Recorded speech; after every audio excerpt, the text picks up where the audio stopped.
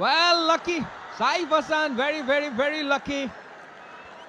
একটা টপেজ হয়েছে এবং সেটা চলে গেছে সীমানার বাইরে। 6টা রান তিনি পেয়েছেন, বাট এবারে কিন্তু প্রপারলি কানেক্ট করেছেন। That was more like Saif Hasan. এটা ছিল সাইফ হাসানের শট, পারফেক্ট। দারুণ ডেলিভারি, কিন্তু আরো চমৎকার ভাবে একটা স্কোয়ার কাট খেললেন, বলের বাউন্সের উপরে চড়ে বসলেন, সুন্দর। আবারও স্লো পেস, কিন্তু এত চমৎকার খেললেন সাইফ। তার যে পাওয়ার রয়েছে হাতে, টি-20 ক্রিকেটে তিনি বিখ্যাত হয়ে উঠছেন শুধু এই কারণে। এবারে লেগেছে, এবারে কানেকশনটা সুইট, এবারে বাউন্ডারি, ওভার বাউন্ডারি।